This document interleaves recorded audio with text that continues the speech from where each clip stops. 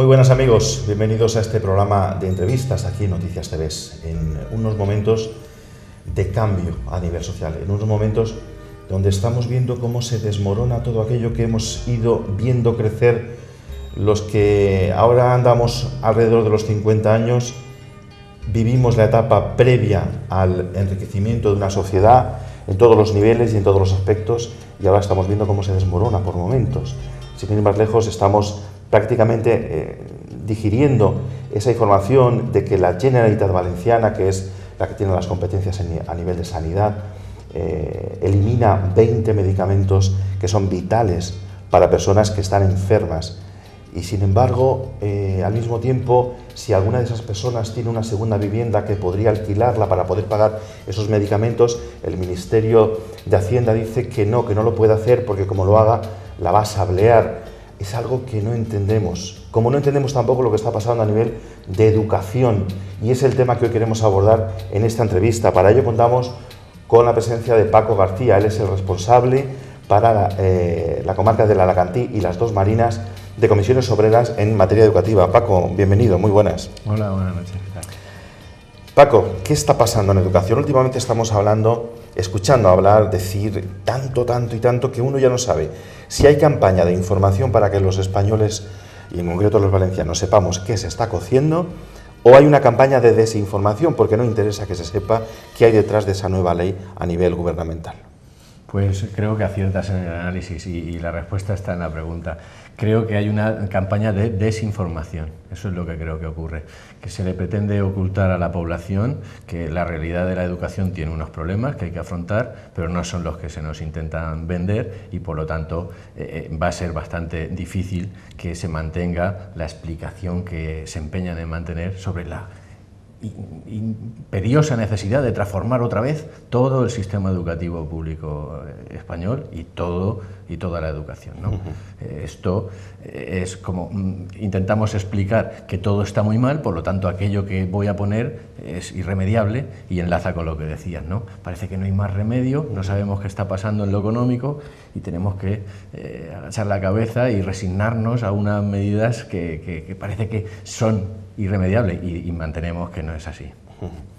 Yo les he contado a todos ustedes que hace un año tuve la oportunidad de hablar largo y tendido con Paco García en su despacho en Alicante. Entonces era el momento de hablar de aquellos primeros recortes, de aquellas concentraciones de pueblos, de institutos, de colegios. Había un cambio hace un año, pero es que ahora, como le comentaba yo antes de entrar a esta entrevista, se ha juntado el hambre con las ganas de comer, es decir, esos recortes que han sido brutales y que ahora los abordaremos con él, con una nueva ley. Pero encima de la mesa, no sé si ustedes están viendo, tenemos muchos papeles, porque estas cosas de la educación es como para abordarlas de manera seria y concienzuda. Yo empiezo con dos detalles, dos estadísticas. Aquí ven ustedes un documento, el cámara lo está recogiendo. Miren, esta línea que ven aquí es la que en los presupuestos generales del Estado se va directamente hacia los bancos. Y esto chiquitito que ven aquí es lo que va para educación. Paco, un país que dedica tanto dinero para salvar a bancos que tendrían que haber cerrado, según muchos analistas, y dejarnos de dar la comida, es decir, de darnos la lata ya y dejar de pedir tanto dinero. Un país puede funcionar cuando vemos esta gran diferencia entre lo que se emplea para unas cosas y lo poco para la educación. Está claro que puede funcionar con los desequilibrios que todos estamos sufriendo. Esa gráfica, que es muy ilustrativa, está elaborada por una plataforma muy cercana aquí, plataforma La Marina Baja y La Nucía Camina. Esa gráfica pone de manifiesto cuáles son las prioridades de este gobierno. Desde luego que está condicionado, o será iniciativa propia, a salvar ante todo el interés financiero, el interés del gran capital, y eso se hace a costa de esos presupuestos que hemos visto qué ridículos quedan al lado de la columna de lo que se invierte en rescatar bancos que no han dejado de ser empresas privadas. Por lo tanto, den cuenta de cuál ha sido el éxito o el fracaso de su gestión. Pues no. Para salvar a estos bancos, desde luego que nosotros hemos comprometido una serie de cuestiones en Bruselas y una de ellas es seguir bajando la columna de la educación. Se ha comprometido en Bruselas rebajar el porcentaje de inversión en educación al 3,9% del PIB. Esto está enviado a Bruselas. Eso significa que lo que has dicho, lo que empezamos a vivir hace un par de años ya casi, ¿no?, de recortes, de despido de profesorado, va a seguir produciéndose. Por lo tanto, es imposible es imposible totalmente que haya ninguna mejora en la educación si lo que se nos está anunciando y lo que se ha comprometido con Bruselas son más recortes, más eliminación de profesorado, pues más pérdida de ayudas. Hemos vivido aquí ahora mismo el quitar 7 millones a las ayudas de libros, que aquí nunca llegaron a ser gratuitas. Esto es la consecuencia de esas prioridades. Se prioriza rescatar un negocio, Paco, y se condena unos servicios. Cuando hablamos de estas cosas, de verdad, a uno es como para echarse a temblar, y sobre todo cuando... Es que vamos a pasar del todo a la nada, visto el camino que llevamos. Hay otra estadística aquí que es letal, y me comentabas tú, voy a mostrársela a todos ustedes, amigos. Ven ustedes la gráfica desde el año 92 hasta el 2011. Paco, explícanos, esta gráfica va en relación al fracaso escolar. Sí. ¿La crisis que está trayendo a nivel educativo? Pues justo lo contrario que nos dice el ministro para justificar la necesidad de su ley. El ministro dice que quiere combatir con la ley el fracaso escolar, y se puede demostrar con estadísticas que son del INE, esto no está inventado, se puede demostrar, este es un cuadro que está en la página web del Instituto Nacional de Estadística, cómo ha ido cayendo el abandono escolar desde el año 91, que tenemos esta serie de datos, hasta el momento actual, y sigue cayendo. Y aquí hay que señalar dos cositas. Partíamos en el año 92, que son los datos que se recogen en el año 92, partíamos de más de un 41% de fracaso y abandono escolar. Y ese es el año en el que se instala en España la escolarización obligatoria, digamos, europea, la de los 16 años. Vale, bien. En aquel momento había un fracaso escolar vergonzoso de más de un 41%. Y hemos estado bajando ese fracaso escolar durante todos estos años, hasta ahora mismo que estamos por debajo, aunque la tabla está cortada en el año 2011, sigue bajando, estamos por debajo del 25%. ¿Cómo se ha hecho eso? Pues con la educación, con el esfuerzo de los centros, de los profesores, con la implicación de las familias y demás. No es cierto, por tanto, que el fracaso escolar sea un problema. Es un problema que existe y que hay que seguir atajando de la forma en la que se ha estado haciendo. Creo que queda claro. Yo, amigos, le preguntaba a él, fuera de cámara, ¿cómo es posible que ahora queramos hacer tanto cambio a nivel educativo si resulta que los licenciados o los diplomados en las distintas universidades españolas son los que más se requieren fuera de nuestras fronteras? Desde los países más ricos, que son los nórdicos. De hecho, en esta comarca hemos tenido noticias e informaciones de personas de enfermería, médicos, que se han ido a trabajar a Suecia, Noruega y Alemania, o incluso el propio Brasil hace unos días llamaba y hacía petición de más de 50.000 puestos de trabajo de personas licenciadas en nuestro país. Paco, ¿esto cómo se come? ¿Hace falta tanto cambio? ¿O no somos tan malos o no hemos sido tan malos como para ahora tener que darle una vuelta al calcetín y volver a no sé qué año? A ver, cuéntanos esto. Pues sí, es muy fácil. Empiezo por lo primero que has dicho. Si me permites, saco otro papel. Claro que sí. Claro. Esta gráfica, que es otra gráfica, pues simplemente quiere poner en valor que la tasa de titulados universitarios, en todo este tiempo, en ese recorrido en el que hemos ido combatiendo el analfabetismo del que se partía y el abandono y el fracaso escolar grande que teníamos en los años 80-90, pues al mismo tiempo que eso hemos conseguido que la población alcance unas tasas de preparación universitaria que acabas de exponer, ¿no? Es innegable que hay una fuga de cerebros, que se ha acuñado la frase, ¿no? Pues perfecto, esto es incuestionable. Hemos superado a países de nuestro entorno en titulaciones universitarias. Ahora somos exportadores de las mejores. Ha saltado a la fama una científica española que había sido despedida del Instituto Príncipe de España o de Asturias, no sé cómo se llama, en Valencia, ¿no? Es una muestra de cómo pues, el sistema educativo está generando la mejor generación y la más formada.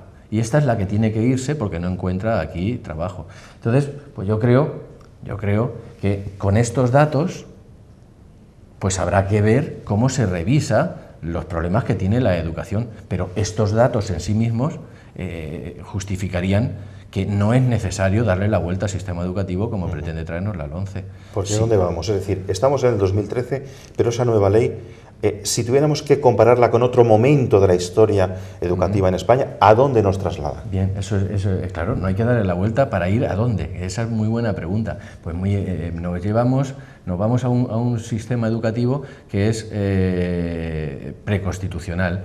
Nos vamos a un sistema educativo que recupera cuestiones que la ley del 70 de Villar-Palasí ya desterró. Recupera cuestiones como la segregación temprana del alumnado, que se nos va a producir en unos itinerarios que no conducen a nada, que se llama formación profesional básica, que no titulan en nada ni dan cualificación profesional, y nos recupera un concepto muy arcaico, que creíamos desterrado, que se llama reválida, pero reválida en todos los niveles. Hay una reválida en primaria, hay una reválida en secundaria y una reválida en bachiller, y todas estas reválidas son pruebas que se harán con carácter externo y que desde luego que son discriminatorias y que por supuesto que condicionan la educación integral del alumnado y de la persona, que es el objetivo de la educación, ¿no? La educación no solo es instruir, es mucho más, ¿no? Es formar ciudadanos, es formar en valores, es potenciar otro tipo de cuestiones que no tienen que ser las meramente matemáticas, científicas o lingüísticas. Hay otros aspectos artísticos, música, plástica, pensamiento, que tienen que estar en nuestro sistema educativo. Eso es enriquecer el sistema. Entonces, ¿me dices a dónde nos lleva? Pues es muy sencillo. Yo recomiendo un documental del Nodo, que hacía una crítica al sistema educativo anterior a los años 70 en España, para decir que no era admisible en aquella época, estoy hablando del año 70, no era admisible un sistema educativo que segregaba, que dificultaba el acceso a la enseñanza a la mayoría de la población y que tenía como sistema máximo de medición lo de las reválidas. Todo esto está criticado en un documental del Nodo. Lo que ocurre es que aquella cosa que ya criticaba el Nodo, que estoy hablando de blanco y negro, aquella cosa que se criticaba... Estás hablando de la época en la que no había televisiones en muchas casas. Claro, aquello que se traía de modernidad, porque era una ley que en la época era muy moderna, la ley Villar-Palasí en la época era una ley que aportó muchísimo al sistema educativo, tanto como la escolarización obligatoria hasta los 14, que no existía, ese compromiso del Estado de dar educación a toda la población hasta los 14 años, no se incorpora hasta el año 70. Bien, pues para justificar esa ley, el documental criticaba lo que había antes, y en esa crítica de lo que había antes encontraremos todo aquello que la LOMCE nos quiere traer ahora. Por lo tanto, la LOMCE lo que da es un salto de más de 40 años atrás en el tiempo, a pesar de que nos la van a intentar vender como necesaria e imprescindible porque no hay quien sostenga el sistema educativo español, que es falso. Es falso, como se demuestran con los datos. No se sostiene el sistema educativo español si no hay inversión pública, me lo pongo aquí. Claro, no puede renunciar el Estado a invertir en educación. Eso es lo que está haciendo cuando prima invertir en bancos para rescatar al final lo que son empresas, en lugar de invertir en educación de la población, que es formar la sociedad. Entonces es imposible que haya mejora ni modernidad si no se prioriza la inversión en la educación. ¿Y esto a dónde nos puede abocar, Paco? Pues esto nos aboca realmente a una, no sé cómo decir, una confrontación baldía. Esto yo creo que simplemente tiene una intención y es distraer atenciones, en el sentido de que tenemos muchos problemas y son graves socialmente hablando, en lo laboral, en lo social, en todo, en la educación, en la sanidad, en la dependencia tenemos muchos problemas, son ciertos, la crisis es muy grave, nos está golpeando muy duramente, el gobierno no tiene plan, es un mero títere de lo que se dictamine por esa troika, que al final es el gobierno en la sombra que nos maneja, y desde luego que esto pues creo que solo sirve para generar una polémica, es decir, provocar una polémica, si no se entiende que se imponga o se intente imponer, que ya veremos cómo acaba, una ley en contra de la opinión de toda la sociedad. Paco, ¿y por qué cada vez que hay cambio de gobierno o cambio de color de gobierno en este país tenemos que andar jugando con el futuro de las nuevas generaciones? Pues no entiendo por qué, desde luego que eso es lo peor que le ocurre a cualquier país. Para mí es inadmisible y hay campañas y hay plataformas. La plataforma Stop Leiber, que promociona Nadie Sospechoso bueno, pues de Yayo Flauta o tendencioso, ¿no? Federico Mayor Zaragoza, que fue director de la UNESCO, es promotor de esta plataforma. Él está diciendo que hay que objetar a esta ley si no la imponen, de la misma forma que se promovió desde un sector de la Iglesia y de un sector, digamos, del Partido Popular, desde un sector, no todo, que había que hacer objeción a la educación para la ciudadanía. Pues de la misma forma, Federico Mayor Zaragoza nos dice que si esta ley se impone sin consenso, hay que objetar a ella. ¿Vale? ¿Qué es lo que se ve detrás de todo esto? Una enorme irresponsabilidad de los partidos de gobierno. No es admisible, ni ocurre en ningún país de nuestro entorno, que con cada cambio de gobierno haya un cambio y una revisión del sistema educativo. Eso no es admisible. El sistema educativo ha sufrido ya 6 leyes educativas desde que tenemos democracia, esta sería la 7ª, y no hay ningún sistema educativo que aguante una revisión completa de la arquitectura con cada cambio de gobierno, cada 4, cada 8 años que se cambia la ley. Eso es inadmisible y es de una irresponsabilidad máxima de la clase política. Es imprescindible que de la educación deje de hacerse materia de confrontación política. La educación es un bien que merece la pena el esfuerzo de entendernos y encontrar pactos de Estado que la rescaten de esos vaivenes políticos y de otras cuestiones, porque aquí tenemos un sistema que, bueno, pues tenemos un gobierno central, unas autonomías con competencias, que lo ha citado, de sanidad y de educación, y resulta que jugamos a hacer boicots al desarrollo autonómico. Si se ha desarrollado por un gobierno, digamos, socialista, pues se boicotea el desarrollo en las comunidades, digamos, del Partido Popular, o viceversa, que me daría exactamente igual y diría exactamente lo mismo. No es de recibo que no haya una ley consensuada con los criterios pedagógicos de la comunidad educativa y no con los criterios políticos y religiosos, que es lo que hay detrás de la LOMCE, y no es de recibo que no sean capaces las autonomías, el Estado y los partidos políticos de encontrar un equilibrio en una ley estable.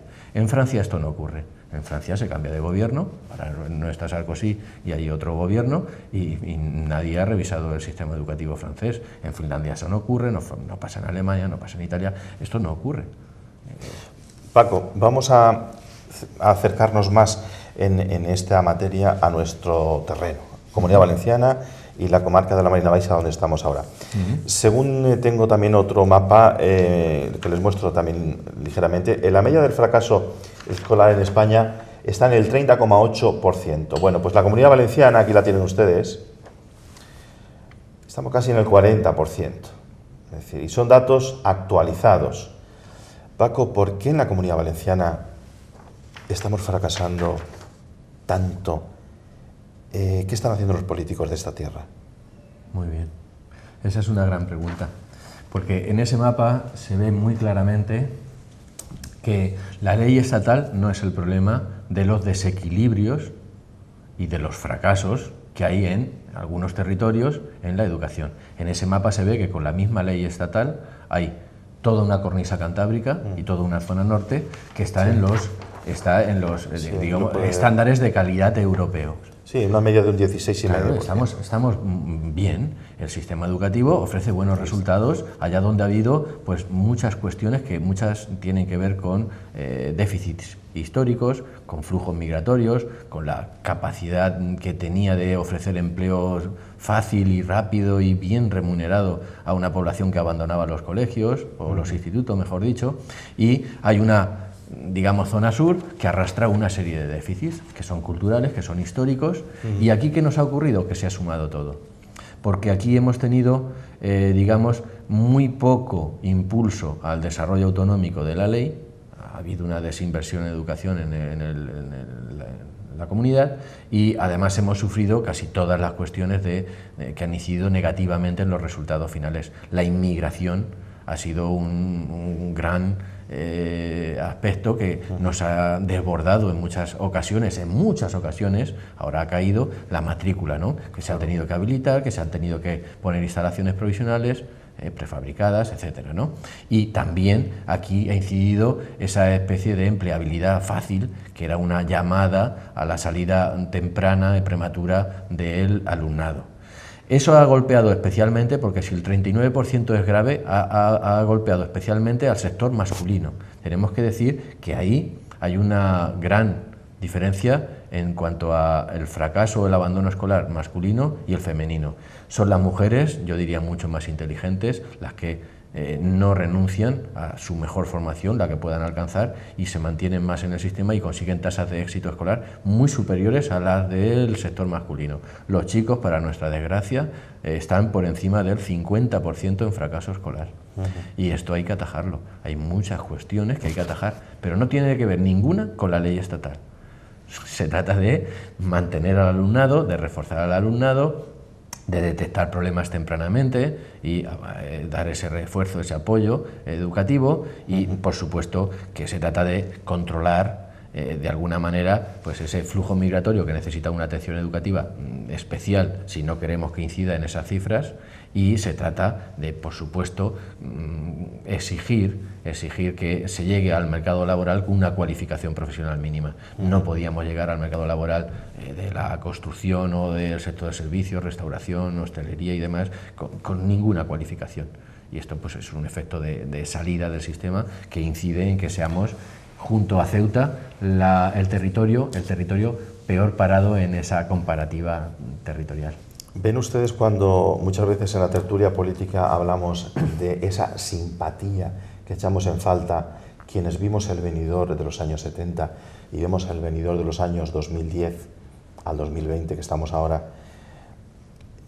Aquella sonrisa de oreja a oreja que era simplemente educación pura y dura y que echamos en falta, y que ahora quizás, como nos está diciendo Paco, esa falta de formación hace que incluso una persona que abandona los estudios se ponga a repartir copas, que es un trabajo muy digno y muy honroso, pues como no hay educación de base, nos encontramos que se trata a los patadas y luego... Y tenemos efectos muy perniciosos para a nivel turístico, para la economía. Efectivamente, necesitamos en el sector turístico, desde luego, que tener una formación, y hay una formación específica que existe, y hay una demanda y provee de excelentes profesionales, y desde luego que los establecimientos que se dotan de estos profesionales notan un plus de calidad en atención al cliente y en la vuelta. Hay un anuncio que me gusta, no voy a decir la marca, que dice: en tal marca no nos preocupa tu satisfacción, sino que vuelvas, ¿no? Y claro, aquí es de lo que deberíamos de estar hablando. Tenemos que estar ofreciendo un servicio, y que ese servicio además corra boca a boca para que atraiga la que ha de ser la siguiente visita. Está claro. Paco, en televisión el tiempo vuela, y yo no quiero dejar pasar de preguntarte cómo estamos en infraestructuras, ya no en todo el ámbito que tú cubres como supervisor dentro de Comisiones Obreras del nivel educativo, sino si nos ceñimos a la Marina Baixa, Benidorm, La Nucía, Villajoyosa, Alfaz, Altea, Callosa. ¿Cómo estamos a nivel de infraestructuras en este momento? Bien, pues ahí ha habido, son poblaciones que han sufrido, digamos, el boom de la llegada de mucha población, y han tenido como consecuencia un déficit de infraestructuras que ha llegado a ser lamentable.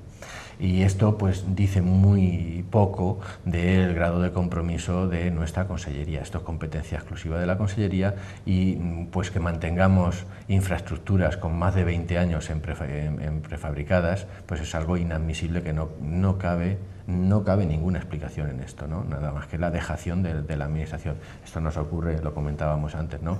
En la Vila, o que hayamos tenido, por ejemplo, intervenciones que eran muy necesarias y que se estaban reclamando. Algunas siguen reclamándose, ¿no?, en institutos. No quiero señalar a ninguno, pero bueno, alguno tengo que nombrar. Sí, aquí en Benidorm en concreto. En Benidorm hemos tenido pues, una instalación, la del Instituto Pere María Ors, que bueno, con un vendaval tuvo un problema, una prefabricada, etcétera. Ha sido noticia, se ha tratado, y claro, pues ¿qué ocurre? Que ahí pues se destapa que hay un abandono de toda la política de mantenimiento de instalaciones y de infraestructuras, igual que de equipamientos y dotaciones. Y ahí tenemos una de las las paradojas y es una muestra, ¿no? Se entrega una parte de una obra, se deja sin retirar toda la parte antigua y prefabricada, que además seguía siendo necesaria porque no se ha cometido todo lo que era necesario, hay una segunda fase que está paralizada, y en esa primera fase de la obra, además, y para más INRI, que se diría, pues aparecen unas deficiencias en una obra nueva que son del todo inadmisibles, desde la infraestructura, con grietas y demás, hasta las instalaciones eléctricas que no se ajustaban a las necesidades, o falta de instalaciones y cableado de equipamiento informático, etcétera, ¿no? Entonces, si nos ceñimos a lo que estamos hablando, pues pasa lo mismo que en el resto del territorio, no es distinto.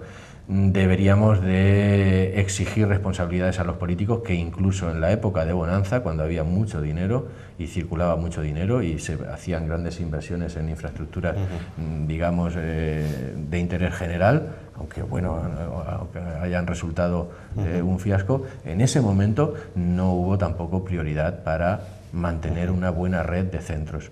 Hablo de inversión pública, me lo he señalado dos veces. Creo que lo que debemos exigir a los dirigentes, a los gobernantes, es que asuman su responsabilidad. La inversión pública debe de estar ahí y debe de verse en primer lugar en las instalaciones. Los centros de titularidad privada son los responsables de sus instalaciones y por supuesto que las mantienen en perfecto estado de conservación, muy vistosas, incluso diría, hacen su inversión. ¿Por qué? Porque desde luego que es lo que tiene que ofrecer a la gente que tenga que llegar a ese centro, y esto es lo que tiene abandonado nuestra Consejería de Educación totalmente. Paco, se nos ha acabado el tiempo, Rápido. Con lo que tendremos que volver a invitarte para hablar más de este tema, porque bueno, hay asuntos como es el de la Consejería de Educación, que por una parte promete las nuevas tecnologías, ¿no?, para los niños, y sin embargo hay colegios donde el comedor se ha tenido que cerrar por la falta de pago, o los autobuses de las líneas que transportan a los niños de un sitio a otro, como bien saben ustedes, porque ya lo hemos hablado en la tertulia política, han avisado a la Generalitat que en septiembre no van a trabajar porque se les debe mucho dinero. Paco, muchas gracias por haber estado con nosotros. Volveremos a invitarte porque este es un tema que creo que va a dar para mucho. Para mí, gracias por haber estado aquí. Amigos, nos vemos en una próxima ocasión.